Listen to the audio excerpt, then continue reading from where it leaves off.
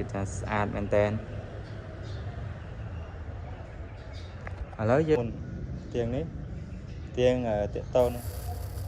សូមចម្រើនពរឲ្យសួស្តីញាតិញោមពុទ្ធបរិស័ទឲ្យអ្នកទាំងអស់គ្នានេះគឺជាព្រះវិហារមួយដែលមានវ័យចំណាស់នៅក្នុងខេត្តបាត់ដំបងអាត្មានឹងធ្វើការថតដើម្បីចែកជូនញាតិញោម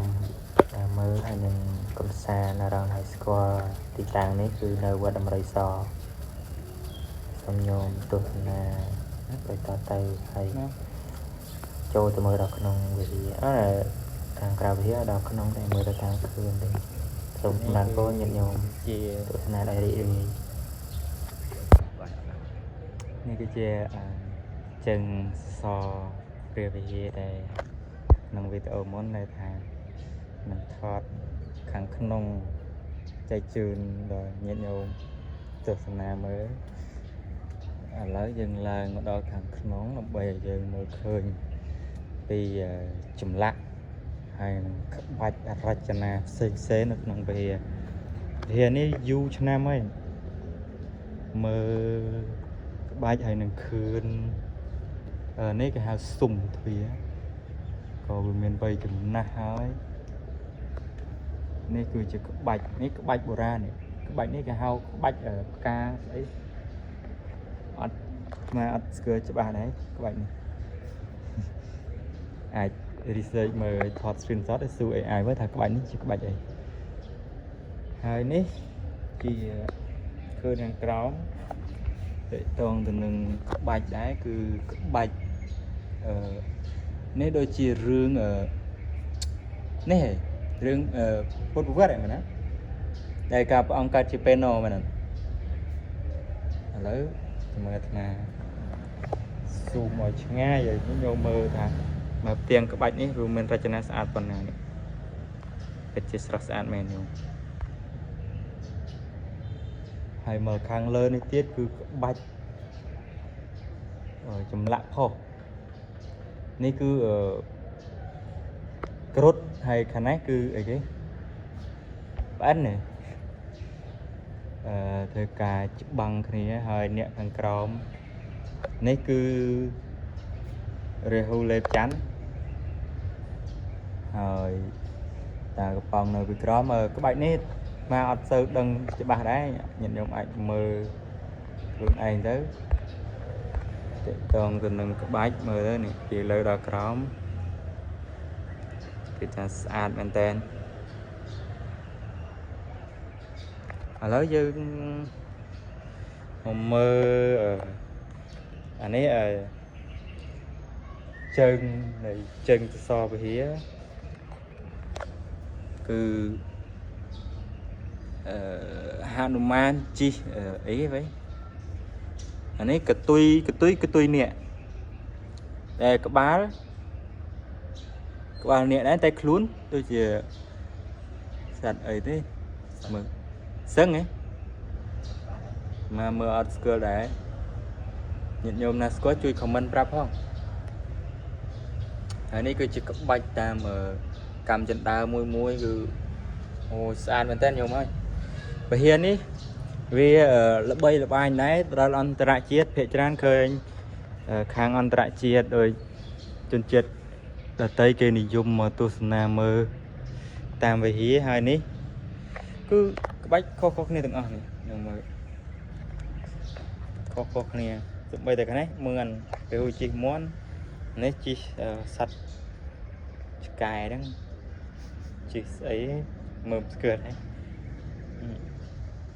មើលមកផ្ទាំងនេះអត់ដូចគ្នាទេគឺខុសពីមុនផ្ទាំងនេះផ្ទាំងតេតោនឹងរឿងព្រះអង្គកើតជាពាណូដែលចម្លងពុកសត្វស្វាពីដើមឈើណាគឺសុទ្ធតែរូបចម្លាក់ហនុមានក៏មានពាណូក៏មានហនុមាននិងពាណូដូចជាវាយដណ្ដើមគ្នាមិនទេអានេះសុទ្ធតែស្ទឹងតែជាចម្លាក់ផុសហើយចម្លាក់នៅក្នុងនេះគឺជាចម្លាក់គូសពីបុរាណញោម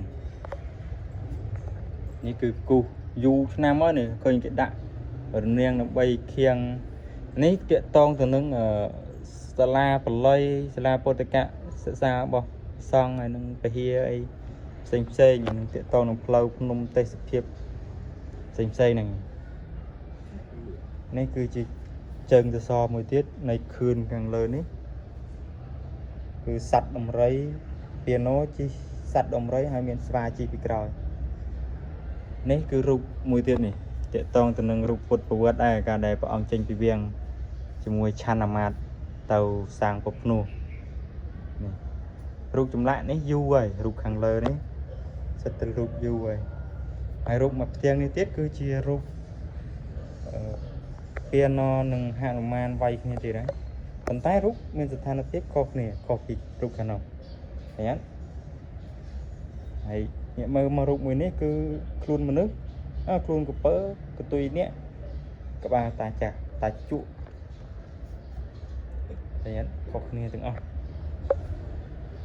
ហើយរូបមកទៀតនេះក៏ខុសគ្នាទៀតទៅរូបខុសប៉ុន្តែរូបខុសគ្នាហើយមកមើលរូបមកជួរដែលគេគូសនេះគឺជារូបខុសគ្នាទៀតហើយរូបគូសនេះគឺគូសដោយស៊ីម៉ង់យូរហើយរូបគំនូនេះគំនូបែបបុរាណមិនមែនគំនូដូចសម័យយើងទេគំនូនោះគំនូបុរាណគូសឲ្យយកមកបិទហើយសំបីតែរូបនេះប្អួយនេះក៏មានរូបដែរខ្ញុំ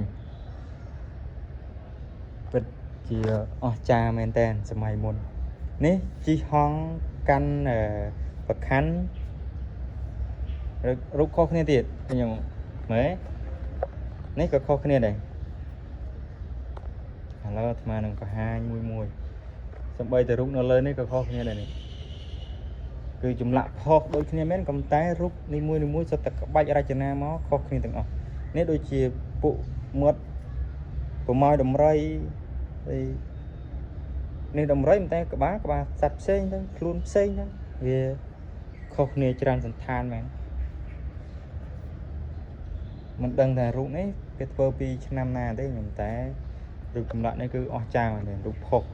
ឡើងមកឥឡូវមើលគឺខុសគ្នាទាំងអស់ហ្នឹងមែនរូបខាងលើនេះក៏ខុសបើញាតិញោមចង់ឲ្យអារៀបរាប់ប្រាប់ពីរូបមួយឲ្យច្បាស់ទៀតចាំអាត្មាមកធ្វើវីដេអូផាត2មួយទៀត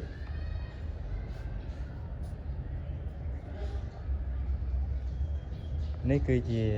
ឆ្លងខាងមុខ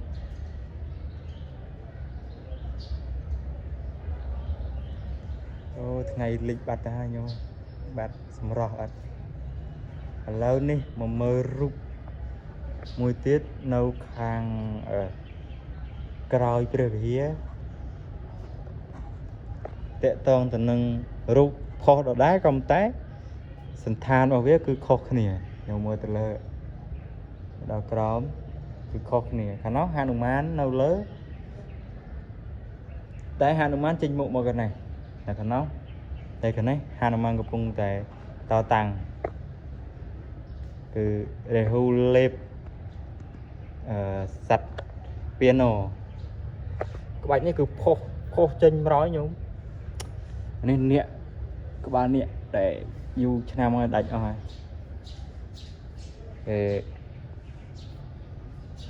នេះគឺសត្វសេះសរុបមកអស់ហើយគឺអាត្មានឹងថតឲ្យមើលតាមខឿននីមួយឲ្យញាតិញោមមើលហើយមើលប្លង់នេះជាទូទៅភាគច្រើនគេនិយមថតហ្នឹងគេនិយមថតនឹងប្លង់នេះច្រើនព្រោះប្លង់នេះស្អាត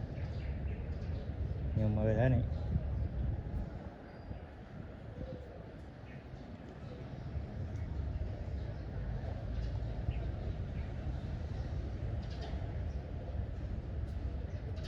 នេះសំបីតែសន្តាននៃខ្លោងទ្វារវិហារក៏មានរូបស្ថានស្អាតដែរតែមើលទៅដឹងឥឡូវអាត្មានឹងត្រឡប់ទៅកន្លែងចាស់វិញមកជុំដើម្បីឲ្យញាតិញោមមើលអស់ហើយអាត្មានឹងបញ្ចប់នៅវីដេអូ